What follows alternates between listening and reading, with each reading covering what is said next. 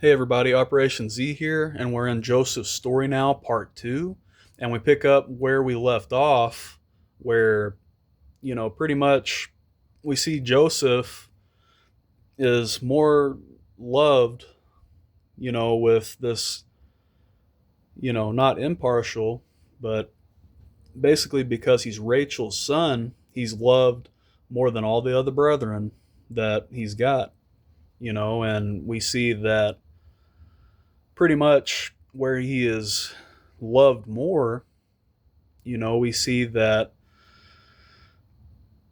he, it basically, not only is he loved more and all his brethren sees it, but he's also reporting on his brethren as he's supposed to do by his father, so just more and more attention towards Joseph is being stirred up and riled up just because of that, that deeper love. And then he gets this coat of many collars, and it's basically that he gets that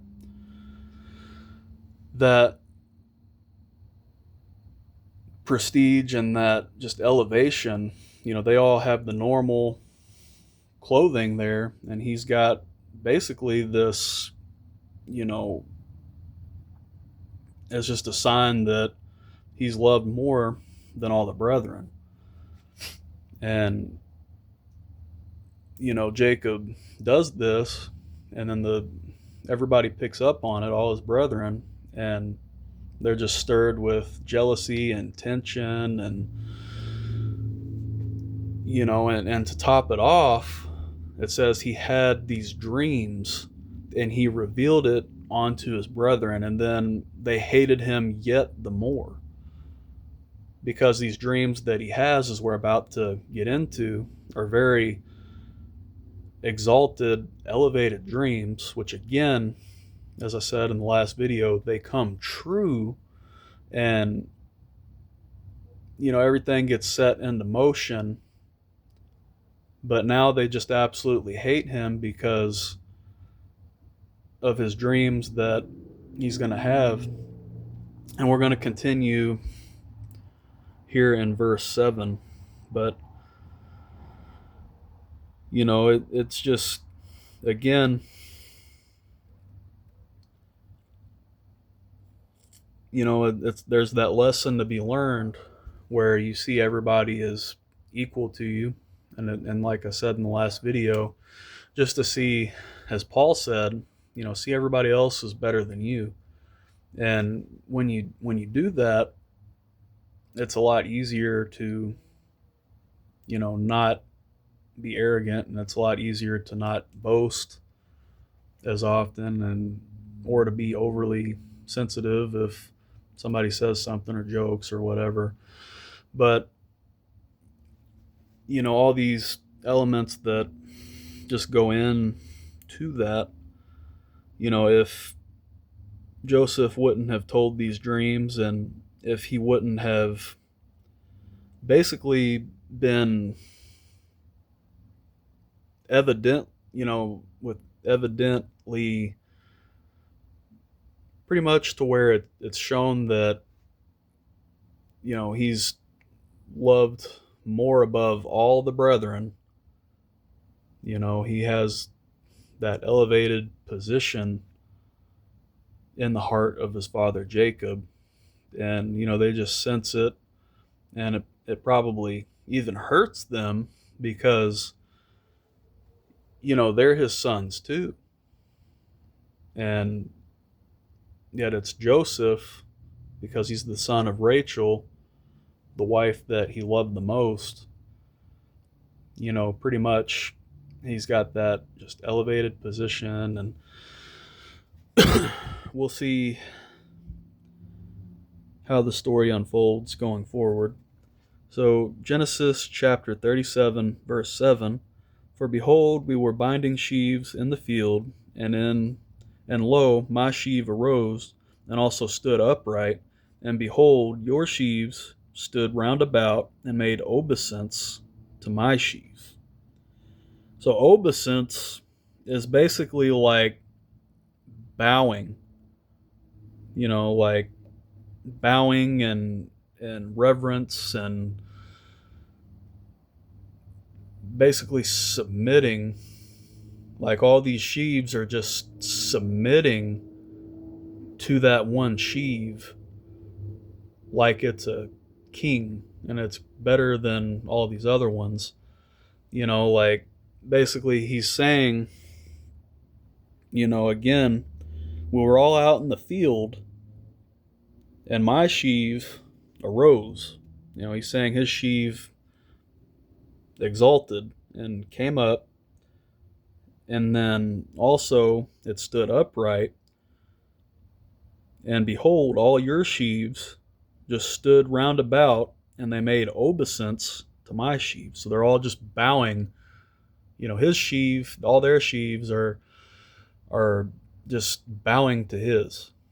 Which is basically saying ruler, dominion, and they don't understand what it actually means until later on in the story.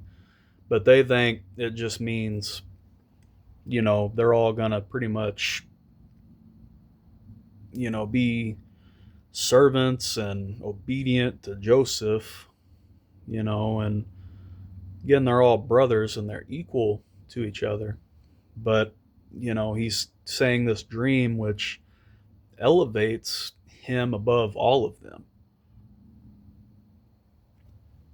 and to his sheave or sheaf. So, Genesis chapter 37, verse 8, and his brethren said to him, shalt thou indeed reign over us?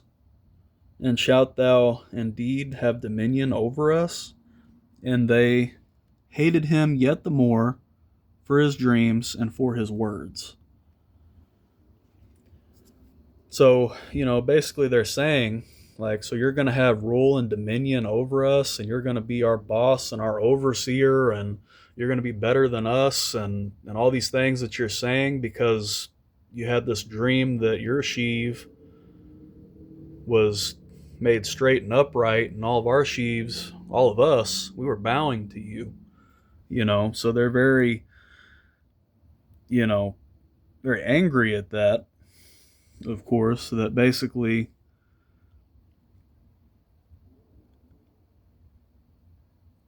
they hated him yet the more for his dreams and for his words, and he's just sitting there pretty much, that's, and really that's not even like common boasting. That's,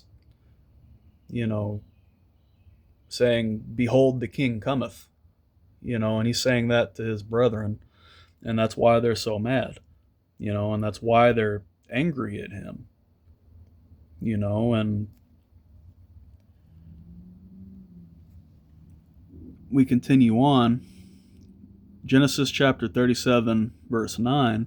And he dreamed yet another dream, and told it to his brethren, and said, behold, I have dreamed a dream more. So they were already pretty mad. And then he tells them again here, he's dreamed another dream.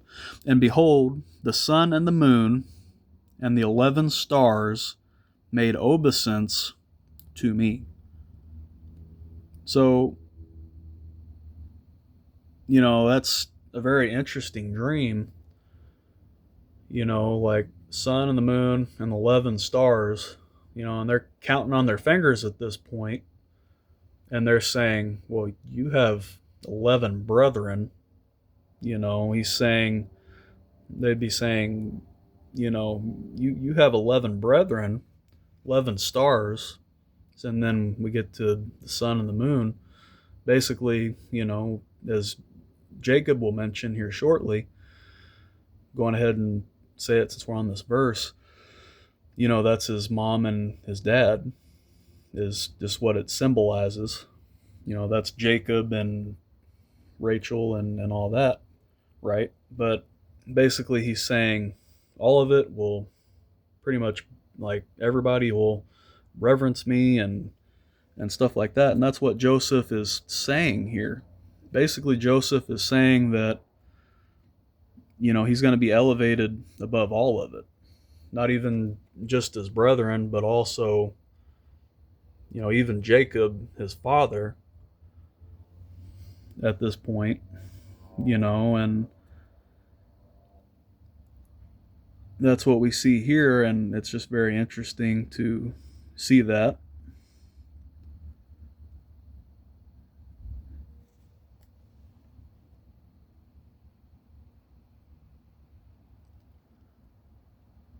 So, Genesis chapter 37, verse 10, and he told it to his father and to his brethren, and his father rebuked him and said unto him, which to rebuke is basically, you know, he's basically outright disagreeing with what he says and complete disregard of what he's saying. Like, that's basically along the lines of what rebuke means.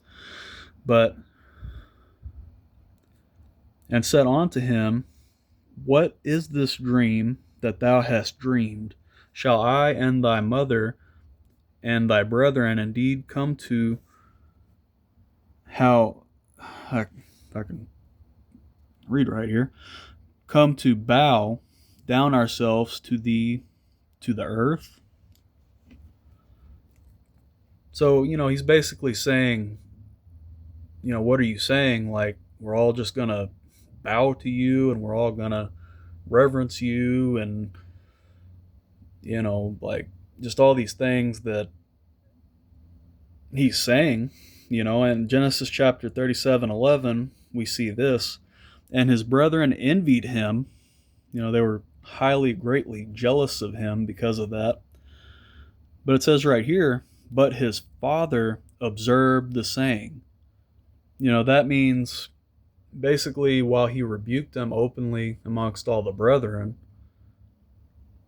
and, just kind of basically saying, like, well, how could you think all this and so highly and whatnot? But at the same time, his father observed the saying, which means, within his heart, he's basically saying, well, what's this mean? What has God given him? Like, what has God shown him through his dream here?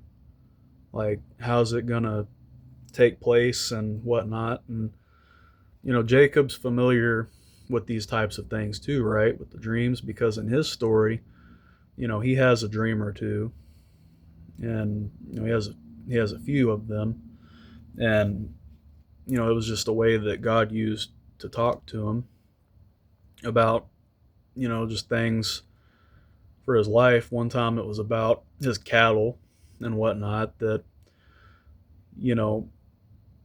his father-in-law was basically, trying to gyp him out of the cattle, and kept changing his wages on him, and all these things to serve him for these cattle after he got his wives from him. And basically, he just says that, like, he changes the wages for the cattle, and Jacob tells him, I'll take the pretty much the, like, all the ring straked and basically all the cattle and the herds, flocks, whatnot, with blemishes. He'll take the ones with blemish.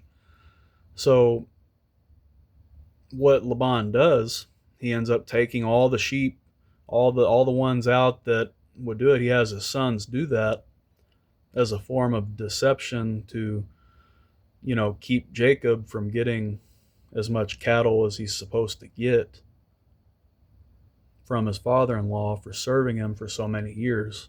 So what God does is, he shows that favor to him, and he uses the dream to do it. Basically, pretty much every sheep or every goat or every, like, all the different cattle that he was to inherit, he was to do a certain thing with, by the water, I believe, with, I think it's poplar, or however it was, but just these rods he would do a certain thing, and they all would come out, like all the cattle bare ring straked and basically just with blemishes, like stuff like that, like the black sheep and all that.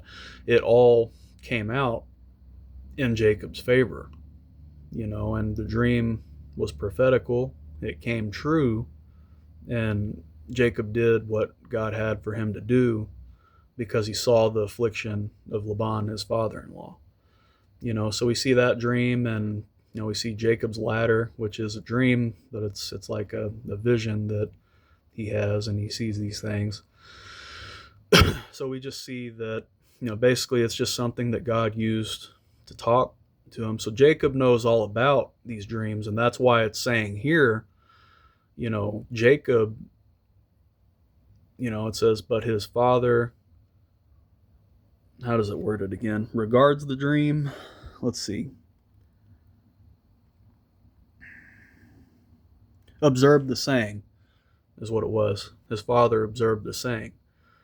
He observed it because he knows full well, more than all his sons, that these dreams can be prophetical and have that deep meaning with them, and he's pondering it and trying to figure out what in the world it means for Joseph and for his family and all of that, and it's just part of God's plan that he revealed to Joseph here in the text.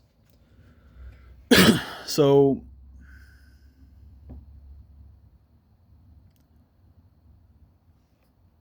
that was verse 11. We are in Genesis chapter 37, verse 12.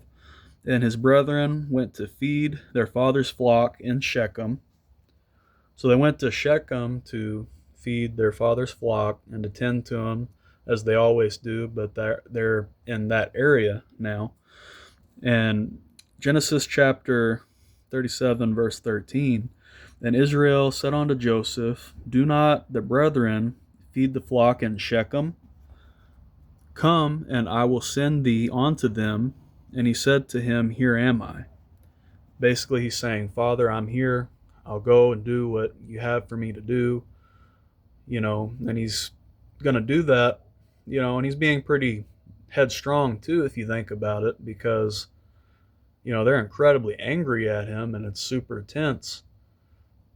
But, there's no sign of him trying to not do what his father had for him to do.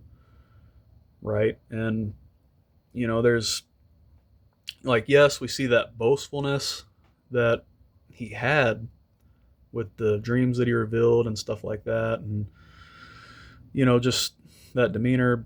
But it's not just that, though. We see the good traits. We see his, basically that he's headstrong to still basically just go and do what his father wants him to do, which is go to his very hostile, angry brothers and, pretty much report on them and all that, and if they were doing something, like if they were basically hungry, so they think they'd have a feast out there, right? And they'd slaughter one of the goats against against what their father would want them to do, pretty much stealing that goat, and making a feast of it. Joseph, because of his demeanor, and again, he's just being honest with the dreams that he had too. That's another way to look at it. That's just the dreams he had. But, the thing is, even though it'd make his brothers more mad at him, he would still do the right thing and tell his father, like he would stand up for what's right. And we see that with Joseph's demeanor as well. Like he would, tell his father what they were doing, and he loved and cared for his father enough to actually tell him what was going on, even though it'd keep all of his, older brothers off his back, right? he could have just kept quiet and, you know, kind of kept that tension and everything off of, you know, like not have to worry about it. But Joseph was a man that he stood up for what was right, and even though even though his brethren, were doing that, he basically let them know, he let his father know that pretty much that was, that they were doing these things and stuff like that, like if that would take place. And it just says they gave their evil report, which basically means he would tell what they were doing and stuff like that, and that's just the kind of character. And when we get into the mind of Joseph, that's stuff that's going on. And again, with his dreams that he had, he was just saying the dreams he had, but he probably just didn't consider like the way his brethren would react to him, and it's good to kind of, when we get into these stories, just to kind of, really dig into the stories and, get into that mindset,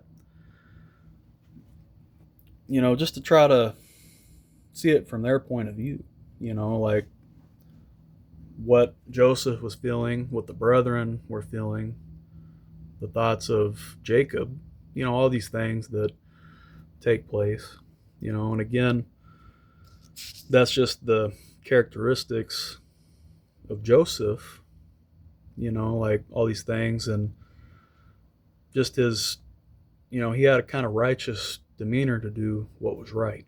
And, he had some admirable traits and even leadership traits, but we'll see as time goes on what God had in mind for him in his story. And again, his story is just one of hope and one of inspiration, and I can't talk about it too much right here because we'll be getting ahead, but, it can give us hope in our lives because we'll just be looking at somebody's story that might have actually had it worse than we do in our daily lives, and we'll just see how he kept his chin up, he was headstrong, and he didn't let his life circumstances cut him down and crush him in his spirit. We see that basically he kept his faith and his trust in Yahweh and Jehovah, the Lord and the maker of all things in the universe. He kept his mind fastened on God, and God got him through it. And the problems that he found himself in, God was the answer that got him out of his problems and all of his adversity that he faced. The tables were literally turned for the good in Joseph's favor. So,